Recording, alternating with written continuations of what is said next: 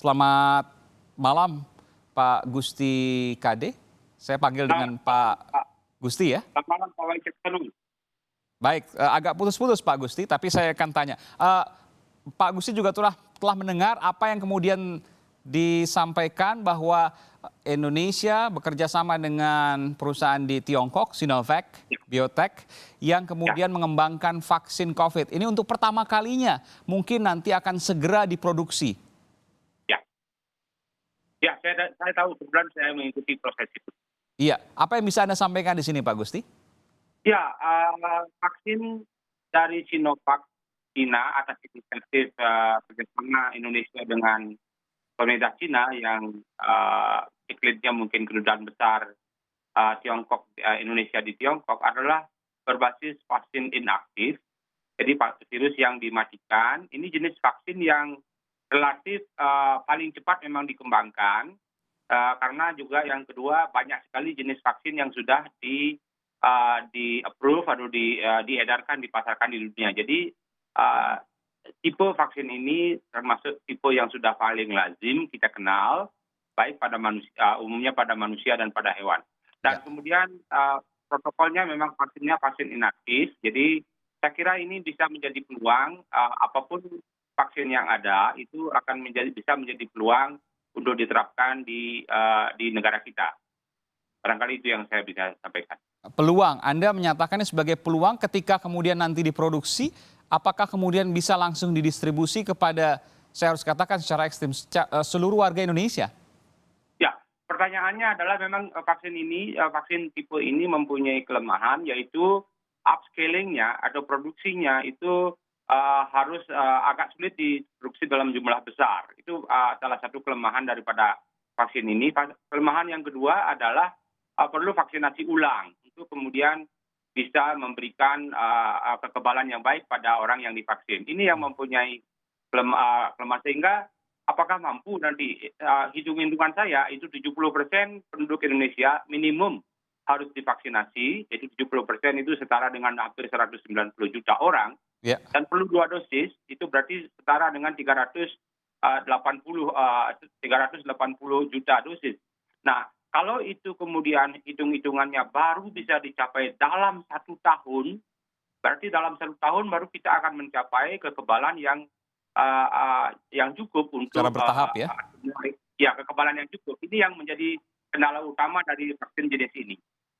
Ya, tadi Anda katakan bahwa Anda menghitung 70% ya, 70% jumlahnya sekitar 190 juta penduduk. Dari mana hitungan Ya. itu bahwa hanya 70% yang perlu divaksinasi?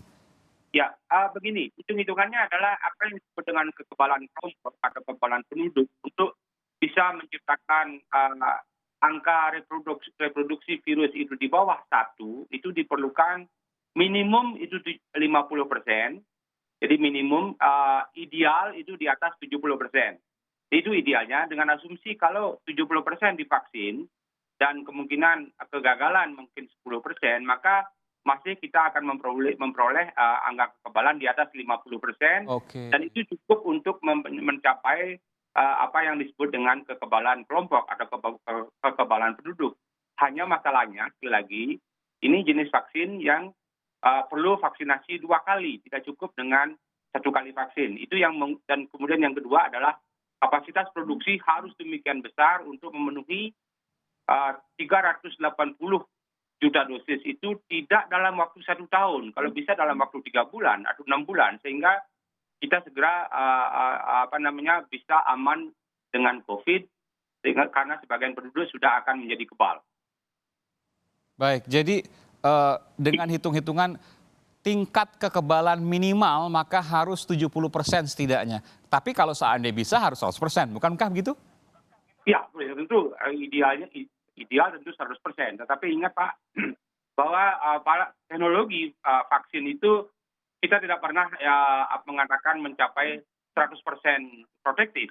Biasanya orang mengatakan 80% saja dari yang divaksin itu kebal, itu sudah dianggap memadai dan layak untuk diproduksi dan digunakan secara massal. Itu hitung-hitungannya. Sekali lagi kita ingin menekan kasus dan kemudian kalau bisa menekan angka fatalitas.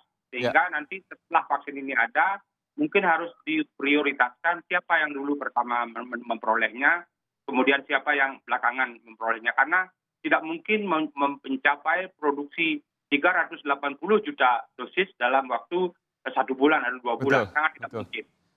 Jadi bagaimana Pak Mardika nanti? Bayangannya ketika katakanlah minggu depan misalnya, kita bicara optimis ya. Minggu depan hari Senin misalnya.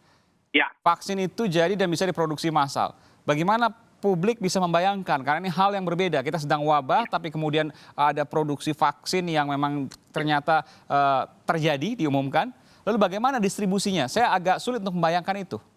ya. Begini Pak, pertama ini vaksinnya kan baru mencapai fase 2, yaitu trial fase 2 yang melibatkan sekitar 100-200 orang manusia atau orang yang divaksin. Sekarang ini di Indonesia itu adalah fase 3. Jadi masih uji klinis fase 3 dan akan melibatkan sampai lebih dari 3.000 orang di seluruh dunia. Mungkin tidak hanya di Indonesia, mungkin juga akan dilakukan di negara lain. Dan itu yang kemudian memerlukan waktu yang sedikit, mungkin paling tidak 3 bulan yang diperlukan untuk mengevaluasi apakah dua hal Pak yang divaksin, yang dievaluasi yaitu satu memang bagus atau protektif, yang kedua masih memang aman. Baik, itu kan ini ya Pak, saya tidak menanyakan soal prosesnya sekarang sedang dilakukan. Lalu kemudian setelah proses itu semua rampung dan kemudian siap diproduksi massal dan sudah diproduksi massal katakanlah, lalu bagaimana produksinya? Bagaimana kemudian bayangannya orang kan tentu ingin mendapatkan segera vaksin tersebut. Ini bisa saya bayangkan saya mudah-mudahan tidak terjadi, bisa chaos. Iya.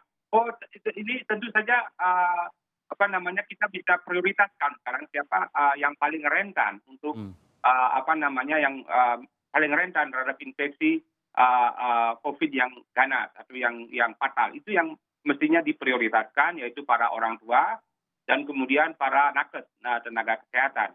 Tetapi begini Pak, saya melihat ada peluang begitu ini sekarang trial fase 3 ini dimulai di Indonesia, dalam 1 bulan kita memperoleh data yang bagus dan tidak ada reaksi yang tidak diinginkan, cukup aman, artinya itu barangkali nanti ada keputusan politik, mungkin presiden atau kalangan yang menentukan, bisa kemudian mengaplikasikan secara massal sehingga bisa produksinya segera dimulai. Dan tadi, apapun yang terjadi, negara ini harus menggenjot kapasitas produksi sehingga mencapai semua 380 juta dosis, tidak dalam waktu 1 tahun, bayangan saya harus mampu dalam waktu 2 atau 3 bulan. Kalau mau pasti bisa. Oke, 2-3 bulan itu akan didistribusikan. Siapa dulu yang paling prioritas di sini Pak? Nah, kalau yang prioritas secara akademik, itu pertama adalah kalangan yang paling rentan adalah orang tua. Kemudian mereka-mereka yang kalau data di Indonesia mengatakan fatalitas umur itu adalah lebih banyak umur 40 tahun ke atas, maka mereka yang menjadi prioritas. Kemudian di samping tenaga kesehatan, itu dulu yang menjadi high priority. Jadi dengan itu kemudian sudah divaksinasi, kemudian kita memvaksinasi kelompok penduduk yang lain. Kemudian terakhir Pak, untuk mendapatkannya kan harus ada biaya yang kemudian untuk membeli. Bagaimana kemudian, apakah pemerintah harus menanggung seluruhnya sebaiknya seperti itu atau seperti apa? Ya, pertama tentu seingat saya ini akan ada transfer of technology, jadi tidak hanya vaksinnya juga untuk kebutuhan Indonesia akan disiapkan di Indonesia, itu adalah keuntungan transfer of technology, sehingga kemudian biaya mungkin akan jauh lebih rendah. Yang kedua, saya dapat informasi bahwa dalam fase ini adalah fase vaksin untuk vaksin pandemi. Biasanya itu para produsen itu mendiskon atau mungkin menaruh harga yang tidak terlalu mahal. Saya melihat peluangnya tetap harus kita kerja keras, mudah-mudahan vaksin ini bisa terjadi. Dan sekali lagi harga karena diproduksi di dalam negeri mungkin akan jauh lebih murah, serta kemudian ada kerjasama antar negara, kemudian harganya tidak akan terlalu tinggi bagi negara, saya kira. Itu keuntungannya kita melakukan trialnya dan produksi di Indonesia. Baik, mudah-mudahan. Dan ini semua bisa terjadi. Kapan prediksi Bapak kalau BUMN tadi dari Arya Sinulinga, juru bicara Kementerian BUMN mengatakan bahwa ia yakin Januari 2021 ini bisa diproduksi massal. Apakah mungkin? Saya melihat justru kalau bisa misalnya begitu dimulai bulan ini trialnya, mungkin dalam 2 Trial tahap bulan ketiga Pak ya ini ya? ada valid. Awal Januari kalau bisa sudah dimulai diedarkan Pak, untuk mereka yang rentan. Oke. Jadi sama hitungannya Pak, Januari Ya, 2021. Sementara ya, kita mendengar bahwa ada prediksi puncaknya adalah Agustus dan September 2020, mudah-mudahan ini terus menurun setelah itu. Lalu kemudian Januari nanti ada harapan baru terkait dengan vaksin ini. Ini disampaikan oleh dua pihak yang berbeda. Yang pertama dari pihak BUMN dan yang kedua dari pihak independen Bapak sendiri terkait dengan ya, ahli virologi. Januari 2021. Dan ya. ketika Januari 2021 itu kemudian sudah didistribusikan, maka apakah saya boleh katakan ada jaminan bahwa tingkat penularan COVID akan menurun drastis?